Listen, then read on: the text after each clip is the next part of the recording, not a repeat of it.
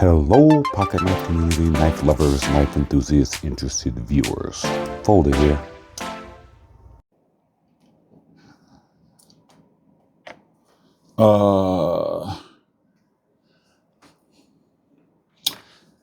Designer Dennis Simonuti. Not a designer I've heard of, but that's okay. Just notice the crown spine on this. I actually do love that feature. This is Viper Knives Oniro. Not a knife owned by me. It's one of my buddy's knives I decided to put on the channel because I love the aesthetics of it. I love the way it looks. I'm a big fan of knives that have that has a big blade in relation to the handle, broadsword appeal. I love the shape of this drop point. So, decided to put it on my channel. This knife was purchased from White Mountain Knives. And I believe the price is about 159 bucks. So let's just get into it. 1, 2, 3, 4, 5, 6, 7. It's about 7 1/4. 7 1/4, 7 1/2, actually. 3.7 ounces, and no matter what flavor it comes in. And what flavors does it come in? Well, you have the Ultim, which we have here. The traditional color and durability of Ultim is becoming more and more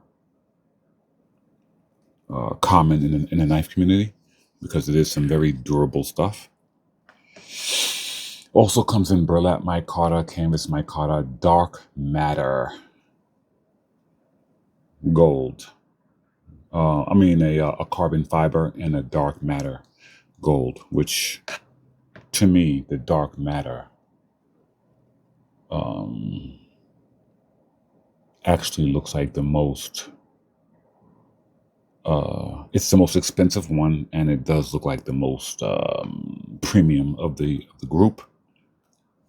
Stone finish blade, drop point with a belly, with the branding on the blade. I'm usually not a big fan of a lot of this type of stuff, but they did it like in a sort of very minimalist way. Oniro and then Viper on it. So on the clip side, and it is a one-sided carry.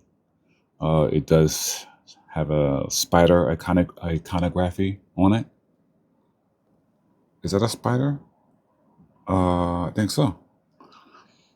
And it also says a CPM Magna Cut, which that is the steel used here. No information about the heat treat. I always talk about heat treat when we're talking about Magna Cut, especially because Magna Cut, I feel, listen, my opinion, Magna Cut, I feel like more than any other steel, it seems like nobody, or it's very difficult, I would imagine, to actually get that HRC up to 64. So, not really sure the heat treat with it, and that would dramatically change the characteristics of the Magna Cut. The toughness in Magna Cut is supposed to be at its HRC.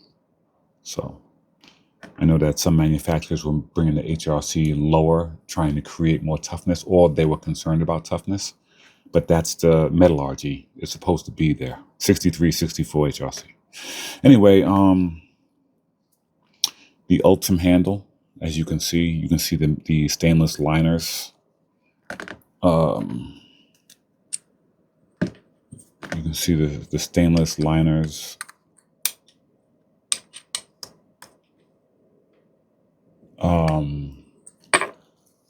And they are not skeletonized. They look really thin, very little. They're not skeletonized. They have an opening here where the crossbar lock is, but they did not skeletonize the liners. And did I mention it is a crossbar lock?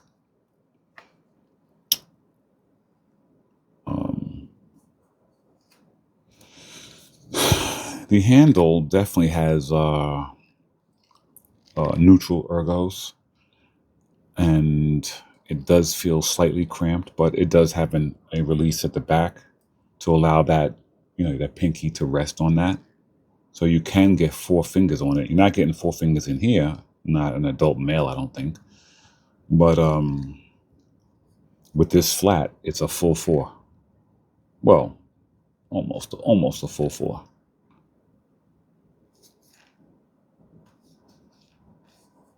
Yeah, I love the I like the look of this knife a lot. It definitely does appeal to me aesthetically. It does not have a captured pivot system. It looks like T8s. Yep, T8 main pivot and T6s on the body and the pocket clip.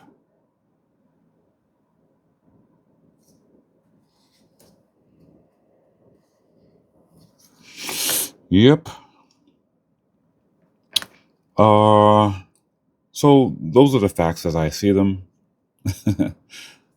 And if I had any complaints,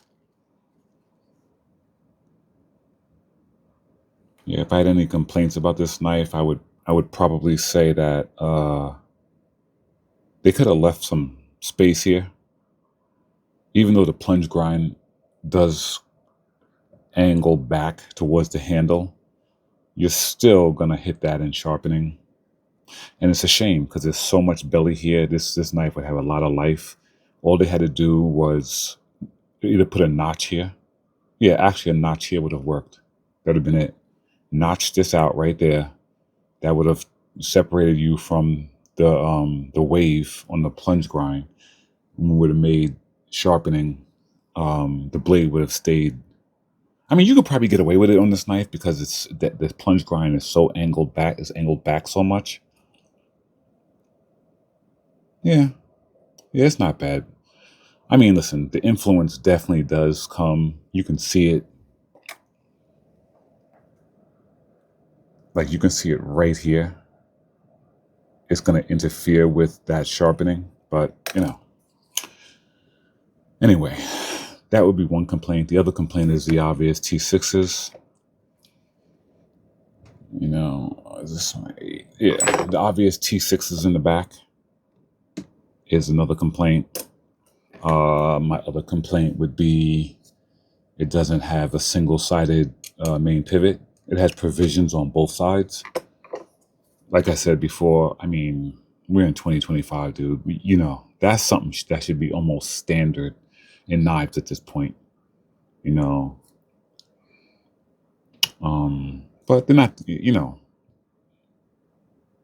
Viper Knives isn't the only manufacturer that's still doing this. I mean, Spyderco is still doing this. So, and they're one of the best knife companies in the world.